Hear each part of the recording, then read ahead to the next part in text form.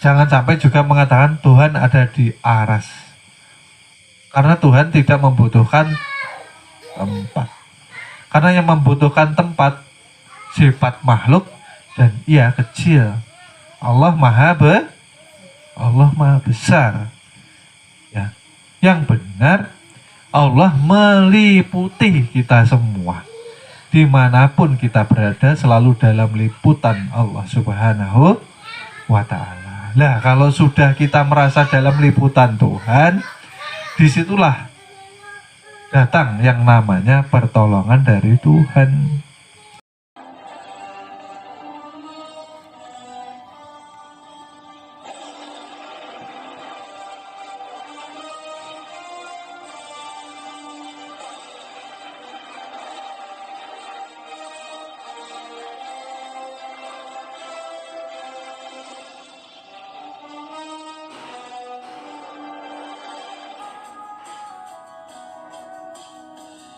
Sebelum kita mulai, saya terangkan dahulu yang ada di ujung. Penerangan untuk murid. Diberi kotak karena selain murid tidak mendapatkan penerangan. Jadi apabila kita ingin mendapatkan penerangan, haruslah kita menjadi murid dari perguruan kita. Dan di sini ada perguruan ilmu ma'rifatullah. Bahwa perguruan itu adalah tempat untuk berguru, ilmu adalah pemahaman, ma'rifatullah adalah pengenalan diri, dan nantinya akan mengenal Allah Ta'ala. Paham ya? Jadi perguruan kita mengajarkan ilmu kenal diri dan nantinya mengenal Allah Ta'ala. Kita menuju kepada ampunan Tuhan, kita harus menghilangkan yang namanya syirik kahfi. Di dalam satu diri jangan ada dua pengakuan, kan seperti itu. Allah itu ya Muhammad, Muhammad itu ya Allah. Hati-hati. Maksudnya apa? Dua nama hakikatnya satu. Itu nama Tuhan juga. Nama dengan yang punya nama tidak pernah terpisah. Maka dikatakan, aku selalu menyertaimu kemanapun engkau berada. Kenapa engkau tidak mengetahuinya? Karena manusia hidup ini dalam liputan Tuhan. Oleh sebab itu kemanapun manusia bergerak, ini liputan Tuhan ini. Seluruh Bima Sakti, alam semesta di sini ya. Ini liputan Tuhan. Kemanapun kita berada, kemanapun kita bergerak, kita selalu dalam liputan Tuhan. Artinya apa? Tuhan muhit, meliputi. Jangan sampai berkata Tuhan ada di dalam diri. Jangan sampai mengatakan Tuhan ada di dalam hati sanubari. Jangan sampai. Jangan sampai juga mengatakan Tuhan ada di aras. Karena Tuhan tidak membutuhkan tempat. Karena yang membutuhkan tempat sifat makhluk dan ia kecil. Allah maha besar. Yang benar Allah meliputi kita semua. Dimanapun kita berada selalu dalam liputan Allah Subhanahu wa ta'ala. Nah, kalau sudah kita merasa dalam liputan Tuhan, disitulah datang yang namanya pertolongan dari Tuhan. Artinya apa? Kalau kita mengembalikan kemurnian Muhammad hakiki yang dikatakan Habibullah, itu tadi tidak akan membiarkan jasad sengsara, maka akan dimintakan pertolongan kepada Tuhannya. Ya kan, seperti itu. Sedang kita ini selalu di dalam masalah karena kebanyakan dari kita masih dalam tahap belajar mengaji, belum lagi menjalankan ilmu di dalam kehidupan sehari-hari. Maka saya katakan, makrifat itu hakikatnya tidak memakai ilmu. Makrifat itu hasil proses dari pengolahan dari syariat badan jasmani torekoh, memperbaiki hati, hakikat di dalam ruhani, maka dapatlah ialah hadiah daripada Tuhan, dikatakan makrifat. Kan seperti itu. Lah, di sini perguruan makrifat apa? Di sini tahapan-tahapannya untuk bagaimana kita menggapai ridhonya Allah Subhanahu wa Ta'ala. Kita hidup harus mendapat ampunan Tuhan, itu yang paling penting. Karena jangan kita hidup di zona aman saja. Memang Tuhan itu menyembunyikan hukumannya, menyembunyikan azabnya kebanyakan hanya di alam kubur saja. Oleh sebab itu manusia tidak ada takut-takutnya sama Tuhan. Setiap gerak itu ada kodrat irodatnya Tuhan. Tapi kan kebanyakan manusia tafakurnya lepas. Dan seperti itu. Hatinya masih sering terombang-ambing, pikiran dan impian serta angan-angan dan ambisinya sering melayang-layang. Kan seperti itu.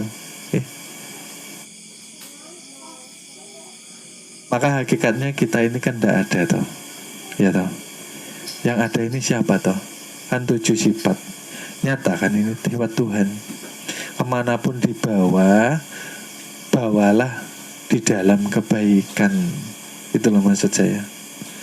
Supaya mendapat ampunan. Badan jangan engkau akui.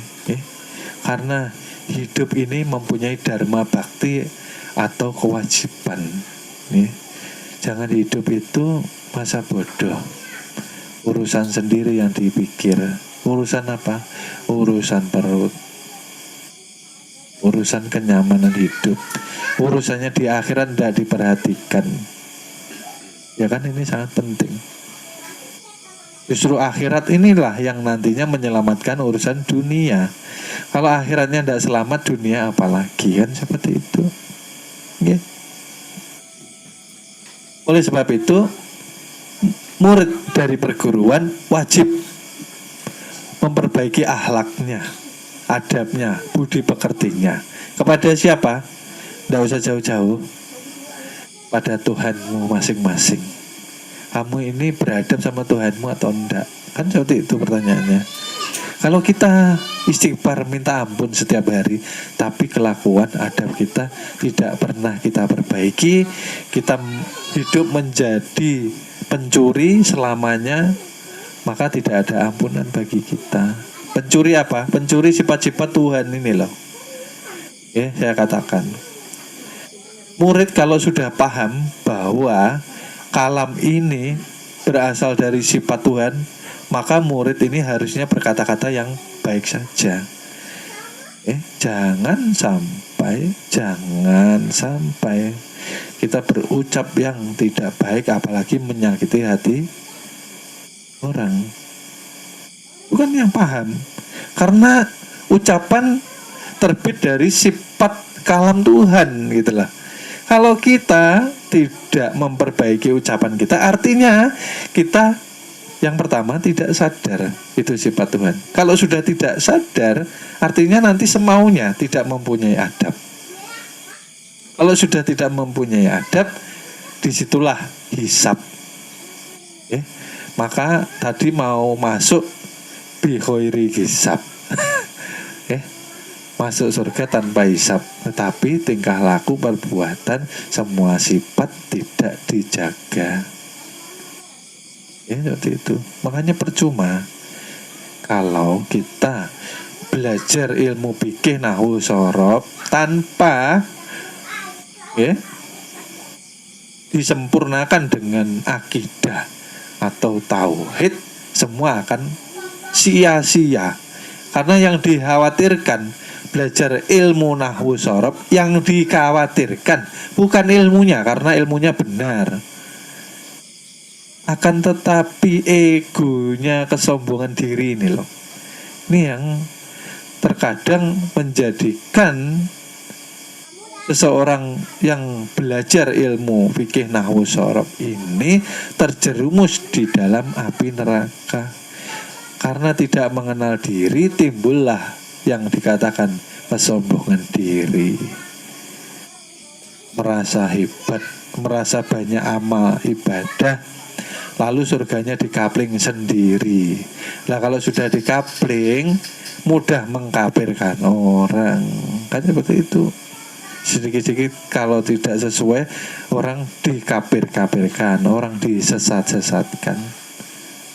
Karena surganya sudah dikapling sendiri.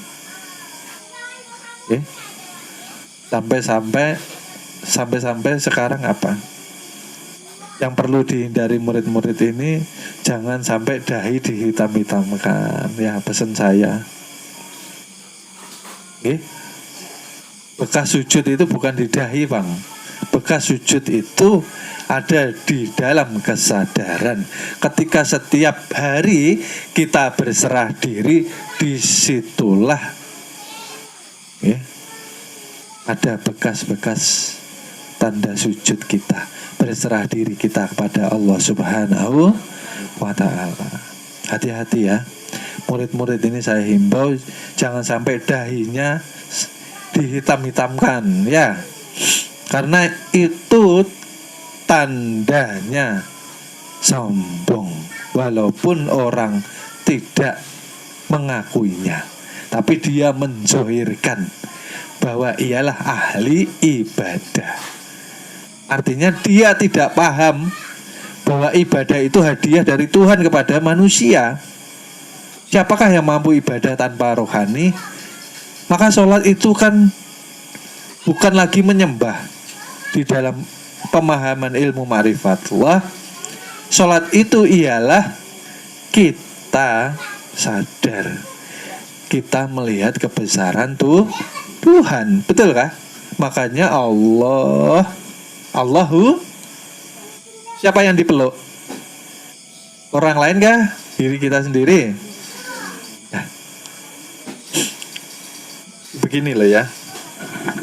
Kalau sudah Allahu, artinya Allah dan Muhammad ada di dalam kebesaran Tuhan gitu loh. Paham enggak maksudnya ini? Yang kamu peluk ini siapa? Lalu kemudian engkau melihat kebesarannya. Jadi jangan sampai murid di sini, saya berpesan kembali, jangan sampai menampakkan lah ya takaran keimanan, takaran ibadah. Sekali lagi saya ingatkan, bukan terlihat di fisiknya ya. Lalu kalau dahinya hitam, dia sudah penghuni surga lain ya. Merasa sholat aja gugur sholatnya kok, apalagi diperlihatkan ya. Jangan lagi diperlihatkan keimanan kita melalui baju yang berlebihan, karena iman takwa adanya di dalam hati kita, keimanan di dalam hati. Maka jangan berlebihan, biasa aja ya. Karena yang dikatakan ego ini sangat berbahaya, sangat mudah menjerumuskan kita ke dalam api neraka. Ya, Ibu, Bapak. Karena itu kenapa? Karena kita tidak pernah sadar diri. Ya, ilmu ini ketika pulang ya dihayati kembali, sudah diajarkan di perguruan ya. Orang tuh kalau mau istighfar, tobat, kalau sifatnya belum dirubah maka Allah tidak akan mengampuni ya. Kita tobat setiap hari, astagfirullahaladzim, astagfirullahaladzim, tapi ininya masih nyalanya nggak karu-karuan, masih mudah marah, mudah emosi, mudah tersinggung, mudah salah paham, mudah buruk sangka. Wah ini berarti aku tidak mau diremehkan. Wah aku merasa benar ya. Wah itu orangnya kayaknya meremehkan saya. Nah ya, hati-hati. Akunya. Oleh sebab itu di sini berlatihnya seperti apa? Ketika kita membenci seorang, ayo coba kalau mau latihan. Mohon maaf, akan kami lanjut ke episode berikutnya. Terima kasih.